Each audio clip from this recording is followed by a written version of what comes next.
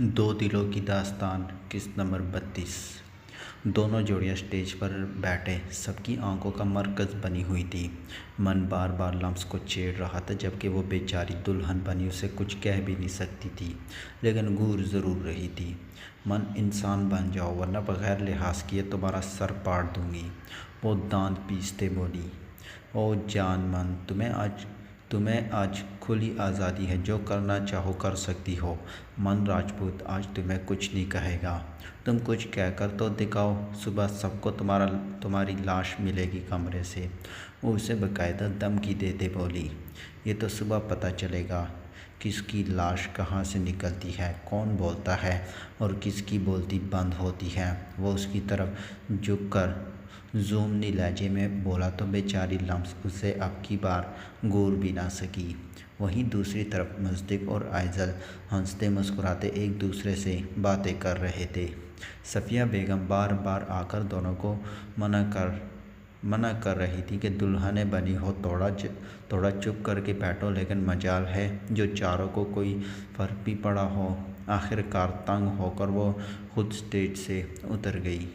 نکاح کا مرحلہ طے ہوا تو دودھ پلائی کی رسم کرنے زارا، مروہ، اقصیٰ اور سعدیہ سٹیج پر آئے۔ لو جی آ گیا منگتوں کا ٹولہ، بلاول نے سب کو دیکھتے کہا تو وہ اسے گھورتے سٹیج پر جا بیٹھے۔ چلے جی مصدق بھائی، من بھائی، یہ دودھ پئیں، بہت مزے کا ہے۔ زارا نے مصدق جبکہ مروہ من کو دودھ کا گلاس دیتے بولی۔ رک جاؤ بھائی لوگ، یہ دودھ مت پینا، اس کے بدلے میں یہ لڑکیاں جتنے آپ سے پیسے مانگے گی نا، اتنے میں پوری بھینس آ جائے گی، بلاول نے پھر سے کہا تو زارا نے شکایتی نظروں سے مصدق کو دیکھا تو مصدق نے گور کر بلاول کو دیکھا تو بلاول گندا سا منہ بناتے چپ ہو گیا۔ جب دولہے خود لیٹنے کو تیار تھے تو وہ کیا کر سکتا تھا۔ بھائی آپ دونوں ملا کر 5 لاکھ دے دیں، سعدیہ نے مصدق سے کہا۔ کبھی شکل دیکھی ہے اتنے سارے پیسوں کی؟ بلاول کی زبان پر پھر سے کھجلی ہوئی تو سعد کھڑے۔ سعد نے اس کی گردن دبوچتے اسے خاموش کروایا تھا۔ آخر مصدق نے 5 لاکھ کا چیک ان سب کو دیا تھا۔ آخر رخصتی کا شور اٹھا تو وہ دونوں بہنیں بڑوں کی دعاؤں میں رخصت ہوئے۔ گھر پہنچتے مختصر رسموں کے بعد انہیں ان کے رومز میں بھیج دیا۔ وہ روم میں بیٹھے پورے کمرے کا جائزہ لے رہی تھی، جسے پورے ریڈ روزز سے ڈیکوریٹ کروایا گیا تھا۔ پورا کمرہ ذوق کا منہ بولتا ثبوت تھا۔ وہ انہی خیالوں میں گم تھی جب مصدق دروازہ کھولتے اندر آیا۔ اسے یوں آج اپنے روم میں دیکھ کر اس کا دل خدا کا لاکھ لاکھ شکر ادا کر رہا تھا۔ ایزل نے جب مصدق کو روم میں آتے دیکھا تو دل بے ساختہ دھڑک اٹھا۔ وہ مسکراتے ہوئے دھیرے سے اس کے سامنے بیڈ پر آ بیٹھا۔ ایزل کچھ کنفیوز سی ہوتی اپنی ہتھیلیوں کو آپس میں میل رہی تھی۔ او ہو نہ کرو یار، کیوں تکلیف دے رہی ہو ہاتھوں کو؟ مصدق کو اس کا یوں کرنا ناگوار گزرا تھا تو ٹوک دیا۔ پھر نظر اٹھا کر اسے دیکھا تو وہ ادھر ادھر نہ جانے کیا دیکھ رہی تھی۔ اسے یوں کرتا دیکھ کر مصدق ہنس دیا۔ او تو سب کی بولتی بند کروانے والی ایزل کی آج خود کی بولتی بند ہو گئی، ایسا کیوں بھئی؟ مصدق نہ کرے نا، مجھے پہلے ہی بہت شرم آ رہی ہے، وہ روحان سی ہوتے بولی۔ یار کیوں شرم آ رہی ہے؟ دیکھو میں وہی مصدق ہوں، کچھ بدلا نہیں ہے۔ ہاں یہ ہے کہ اب رشتہ بدل گیا ہے۔ میری منہ دکھائی دے پہلے، ساری باتیں چھوڑے، وہ اپنا کانفیڈنس بحال کرتے بولی۔ مصدق نے مسکراتے ہوئے سائیڈ ڈرار سے ایک ڈبہ نکالا، اس میں ایک بہت ہی خوبصورت سی ڈائمنڈ رنگ تھی۔ ایزل نے اپنا ہاتھ آگے کیا تو مصدق نے وہ خوبصورت سی انگوٹھی اسے پہنا کر اس کے ہاتھوں کو اپنے ہونٹوں سے خراج بخشا۔ پتہ ہے ایزل، جب پہلی بار تمہیں دیکھا تھا نا تو تبھی فیصلہ کر لیا تھا کہ مصدق راجپوت کی اگر کوئی ہمسفر بنے گی تو صرف اور صرف یہ لڑکی۔ یوں کیا کہتے ہیں، پہلی نظر کی محبت وہی ہو گئی تھی مجھے۔ شروع میں مجھے بہت ڈر لگتا تھا، کیونکہ میں نے سن رکھا تھا کہ محبت اتنی آسانی سے نہیں ملتی، جب میں محبت میں بہت قربانیاں دینی پڑتی ہیں، لیکن جنہیں بغیر کسی رکاوٹ کے محبت مل جائے وہ خوش نصیب ہوتے ہیں، اور ہم دونوں بھائی بہت خوش نصیب ہیں۔ میں کوئی بہت بڑے وعدے نہیں کروں گا ایزل، لیکن اتنا جان لو کہ تم میری زندگی ہو، میری عزت ہو، اور مجھے اپنی زندگی اور عزت بہت پیاری ہے۔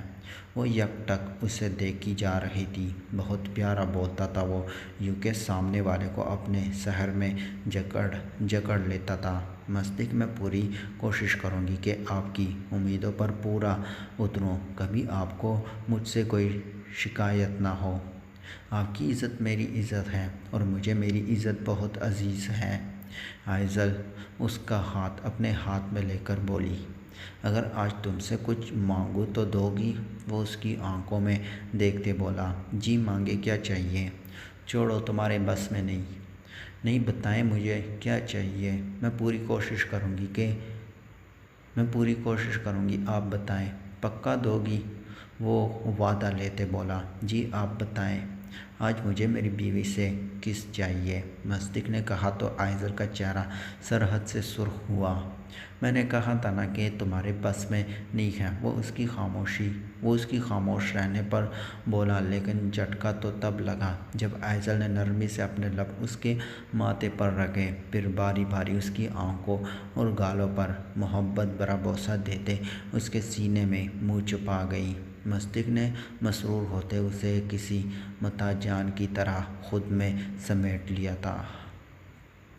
دوسری طرف لمس من کا ویٹ کر رہی تھی، لیکن وہ تاکہ آ ہی نہیں رہا تھا۔ لیکن یہ بھی سچ تھا کہ اس کے کمینے دوست جان بوجھ کر اسے جانے نہیں دے رہے تھے۔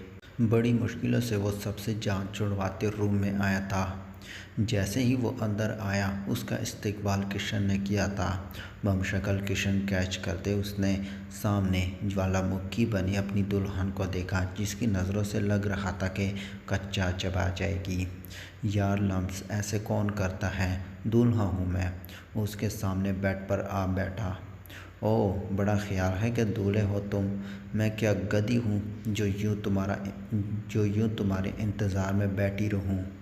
ایک تو اتنا ہیوی لہنگا، اتنی ہیوی جیولری، اوپر سے بیٹھ کر میری کمر تختہ ہو گئی ہے، لیکن تمہیں کیا پرواہ؟ اچھا نا، سوری، کمینوں نے آنے ہی نہیں دیا، مجھے بڑی مشکل سے ساتھ نے جان چھڑوائی ہے میری۔ آج کے دن تو ناراض نہ ہو یار، وہ اس کے ہاتھ تھامتے التجائی لہجے میں بولا۔ لمس گہرا سانس بھرتے اس کے سینے پر سر رکھ گئی۔ آنکھیں بار بار بھر رہی تھی، جبکہ من اسے اس طرح دیکھ کر پریشان ہوا تھا۔ اے لمس، کیا ہوا یار؟ میری کوئی بات بری لگی ہے کیا؟ سوری یار۔ نہیں، تمہاری کوئی بات بری نہیں لگی، وہ اس کی بات کاٹتے بولی۔ تو کیا ہوا ہے؟ رو کیوں رہی ہو؟ وہ اس کا سر سہلاتے بولا، مجھے بابا، ماما اور بھائی کی یاد آ رہی ہے۔ تم جانتے ہو من، روز رات کو ہم سب بابا ماما کے روم میں بیٹھ کر ڈھیر ساری باتیں کرتے تھے۔ آپی اور میں بھائی کو بہت تنگ کرتے تھے اور بابا ماما سے خوب لاڈ اٹھواتے تھے۔ میں وہ سب بہت مس کر رہی ہوں۔ تو اس میں رونے والی کیا بات ہے لمس؟ تم اب بھی روز کی طرح وہاں جا سکتی ہو، ان کے ساتھ ٹائم سپینڈ کر سکتی ہو، جیسے شادی سے پہلے رہتی تھی ویسے ہی ان کے ساتھ رہ سکتی ہو۔ تمہیں کوئی منع نہیں ہے، ہم ابھی بھی جا سکتے ہیں، بلکہ چلو ہم چلتے ہیں، ان سے مل لینا، دل بہل جائے گا، پھر واپس آ جائیں گے۔ وہ اس کا ہاتھ پکڑ کر اٹھتے بولا، لیکن لمس نے روک دیا۔ مانا کہ ان سب کو بہت مس کر رہی ہوں، لیکن یہ بھی جانتی ہوں یہ وقت تمہارا ہے اور میں اسے تم سے چھین نہیں سکتی۔ تمہارا بہت شکریہ من کہ تم نے یہ بات کہی، لیکن میں اب شادی شدہ ہوں، میری ذمہ داریاں بھی بڑھ گئی ہیں۔ اوہ کم آن لمس یار، اتنا فارمل کیوں ہو رہی ہو؟ تمہاری خوشی میرے لیے سب سے زیادہ امپورٹنٹ ہے، بعد میں کہیں کچھ اور آتا ہے۔ وہ آسودگی سے مسکراتے اس کے سینے سے جا لگی۔ آئی لو یو من، ہمیشہ یوں ہی میرے ساتھ رہنا، ایسے ہی میرا خیال رکھنا۔ آئی لو یو ٹو، اور میں ہمیشہ تمہارے ساتھ رہوں گا، ہمیشہ تمہارا ایسے ہی خیال رکھوں گا۔ وہ اسے خود سے الگ کرتے اس کے گلے میں ایک خوبصورت سا پینڈنٹ پہناتے بولا، بہت خوبصورت ہے، تھینک یو۔ وہ پینڈنٹ پر ہاتھ پھیرتے بولی، لیکن میری بیوی سے کم۔ وہ اسے اپنے خسار میں لیتے بولا، یوں دو دل آج کی رات اپنی داستان مکمل کر گئے تھے۔ وہ کمرے میں یہاں سے وہاں ٹہلتی بے چینی سے ایم کے کا ویٹ کر رہی تھی، لیکن وہ تاکہ آنے کا نام ہی نہیں لے رہا تھا۔ اپنے فیورٹ فوڈ کی وجہ سے اس نے ڈھنگ سے کھانا بھی نہیں کھایا تھا، اور اب بہت دل چاہ رہا تھا کہ وہ سب کھائے، لیکن اس وقت کون لا کر دیتا۔ جبکہ دوسری طرف ایم کے داجان کے پاس آیا تھا کچھ ضروری بات کرنے۔ وہ جانتا تھا کہ مروہ اس کا ویٹ کر رہی ہوگی، لیکن یہ بات کرنا بھی بہت ضروری تھی۔ وہ اپنے بھائی کو اس حال میں نہیں دیکھ سکتا تھا۔ اب ساری بات داجان کو بتاتے وہ ان کے فیصلے کا منتظر تھا۔ سعید، رفیق اور طاہر صاحب کو بھی داجان نے اسٹڈی میں بلا لیا تھا۔ دیکھو بچے، ہم مانتے ہیں کہ وجہ بہت بڑی تھی جس کی وجہ سے اس نے اتنا بڑا فیصلہ لیا، لیکن اب جو بھی ہوگا صفا کی مرضی سے ہی ہوگا۔ اس بچی نے بہت سہا ہے، ہم اب مزید اس پر کوئی زور زبردستی نہیں کریں گے۔ اگر صفا مان گئی تو ہمیں کوئی اعتراض نہیں ہوگا، داجان نے بیٹوں کی طرف دیکھتے کہا تو سب نے اسباب میں سر ہلایا۔ بے شک جو ماہر نے کیا تھا وہ ناقابل قبول تھا، لیکن پھر سوال یتیم بچوں کا تھا۔ ماہر کی جگہ کوئی بھی ہوتا تو ایسا ہی کرتا۔ داجان، اگر آپ کی اجازت ہو تو کیا میں صفا گڑیا سے مل سکتا ہوں؟ مابیر نے اجازت چاہی تو داجان بھی مان گئے۔ وہ وہاں سے سیدھا صفا کے روم میں آیا تو سامنے ہی وہ رگ جان منہ پھیلائے بیٹھی تھی۔ مجھے نہیں پتا صفو، مجھے ابھی برگر، شورما اور پیزا کھانا ہے، میں نے کھانا بھی نہیں کھایا تھا۔ اس کی دروازے کی طرف پیٹھ تھی تو وہ مابیر کو دیکھ نہیں پائی تھی۔ تو کھا لینا تھا نا مروہ، اب میرا دماغ کیوں کھا رہی ہو؟ یار میں تک گئی ہوں، مجھے سونا ہے۔ صفا کا تکن سے برا حال تھا۔ کیسی بہن ہو یار، اپنی سگی اکلوتی بہن کی بھوک کی تو تمہیں ذرا برابر پرواہ نہیں ہے۔ وہ منہ بناتے وہاں سے جانے کے لیے اٹھی، لیکن دروازے پر مابیر کو ٹیک لگائے کھڑا دیکھ کر وہ شرمندہ ہو گئی تھی۔ میں یہ سب منگوا دیتا ہوں، تم روم میں جاؤ، تھوڑی دیر رکو، تمہیں روم میں مل جائے گا۔ وہ فون پر آرڈر کرتے بولا۔ بھلا کہاں برداشت تھا کہ اس کی جان یوں ساری رات بھوکی رہتی، جبکہ وجہ بھی وہ خود ہی تھا۔ نہیں مابیر بھائی، رہنے دے، میں بس صفا کو تنگ کر رہی تھی، میں نے کھانا کھا لیا تھا۔ اسے بالکل بھی اچھا نہیں لگا تھا کہ مابیر نے اس کی باتیں سن لی تھی۔ اب تو آرڈر ہو گیا ہے، کچھ نہیں ہو سکتا، اور اگر تمہیں برا نہ لگے تو کیا میں صفا سے کچھ دیر اکیلے میں بات کر سکتا ہوں؟ جی ضرور، اور ایڈوانس میں ان چیزوں کے لیے شکریہ، وہ مسکرا کر کہتی، ایک نظر اس کی آنکھوں کو دیکھتی وہاں سے چلی گئی۔ مابیر کی آنکھیں اسے کسی کی یاد دلا گئی تھی۔ وہ بھی ایک نظر دیکھ کر صفا کی طرف متوجہ ہوا۔ وہ چلتے ہوئے اس کے ساتھ آ بیٹھا۔ کیسی ہو میری گڑیا؟ وہ اس کے سر پر ہاتھ رکھتے بولا۔ ٹھیک ہوں بھائی، آپ کیسے ہیں؟ وہ پھیکا سا مسکرا کر بولی، جب تک میرے دونوں بچے دکھی تو میں کیسے ٹھیک ہو سکتا ہوں؟ ماہر کے ذکر پر وہ تلخ سا مسکرا دی۔ آپ کے بھائی کو کیا ہونا ہے مابیر بھائی؟ تمہیں کیا لگتا ہے صفا کہ جو اس نے تمہارے ساتھ کیا وہ کوئی چیلنج تھا؟ واقعی میں وہ ایسا کر سکتا ہے؟ تم خود سوچو ذرا، تم دونوں ایک دوسرے کو اچھے سے جانتے ہو، 2 سال ایک دوسرے کے ساتھ رہے ہو، اور کسی کو بھی جاننے کے لیے ایک لمحہ ہی کافی ہوتا ہے۔ میں جانتا ہوں اسے معاف کرنا تمہارے لیے آسان نہیں ہے، لیکن ایک بھائی ہونے کی حیثیت سے میں تم سے ایک ریکویسٹ کرتا ہوں صفا، ایک بار اس سے مل لو، حقیقت تم خود جان جاؤ گی۔ مابیر چاہتا تو اسے خود سارا سچ بتا سکتا تھا، لیکن وہ چاہتا تھا کہ وہ دونوں ایک دوسرے سے مل لیں تاکہ جو کچھ بھی ہوا مابیر چاہتا تو اسے خود سارا سچ بتا سکتا تھا، لیکن وہ چاہتا تھا کہ وہ دونوں ایک دوسرے سے مل لیں تاکہ جو کچھ بھی ہوا ماضی میں وہ بات کلیئر کر لیں۔ بھائی، آپ میرے لیے قابل عزت ہیں، آپ مجھے بالکل میرے بھائیوں کی طرح عزیز ہیں، لیکن آئی ایم سوری، میں آپ کے بھائی سے نہیں مل سکتی، وہ آنسوں پر ضبط کرتے بولی۔ مابیر اس پر کوئی زور زبردستی نہیں کر سکتا تھا، بس ایک التجا ہی کر سکتا تھا وہ صفا سے جو وہ کر چکا تھا۔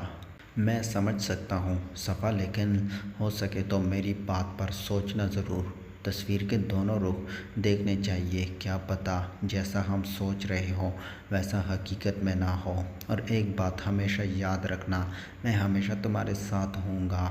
اس کے سر پر ہاتھ رکھتے وہاں سے چلا گیا، جبکہ صفا اس کے جاتے ہی تکیے میں منہ دیتی رو دی تھی۔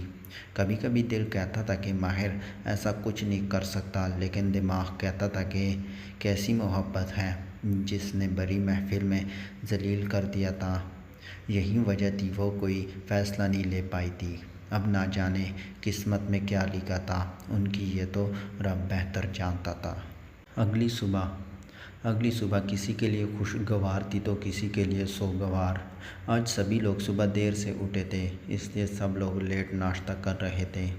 ظہیر کو اچانک ہی کسی کام سے جانا پڑ گیا تھا تو وہ صبح نکل گیا تھا، جس کی وجہ سے زارا کا موڈ آف تھا۔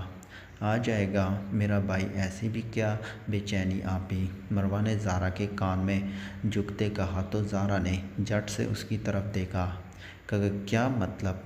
مجھ سے چھپا کر اچھا نہیں کیا آپی آپ نے، ویسے سب جانتی ہو میں رات کو بڑا رومانس ہو رہا تھا، سب دیکھا تھا میں نے، مروہ مزے لیتے بولی تو زارا کی شکل روحان سی ہو گئی۔ مروہ کو پتہ چلا مطلب سب کو خبر ہو جانی تھی۔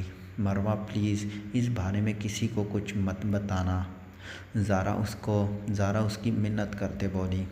ایک دفعہ صفو کا فیصلہ حل ہو جائے ظہیر خود تایا ابو سے بات کریں گے، لیکن تب تک تم اپنا منہ بند رکھنا، وہ اس کی منت کرتے بولی تو مروہ نے بھی احسان کرنے والے انداز میں سر ہلایا۔ زارا کا بس چلتا تو اس کی گردن ہی توڑ دیتی، لیکن افسوس، جان سے پیاری بہن تھی، کچھ کہہ نہیں سکتی تھی، اس لیے اس سے بعد میں نپٹنے کا سوچتے ناشتہ کرنے لگی۔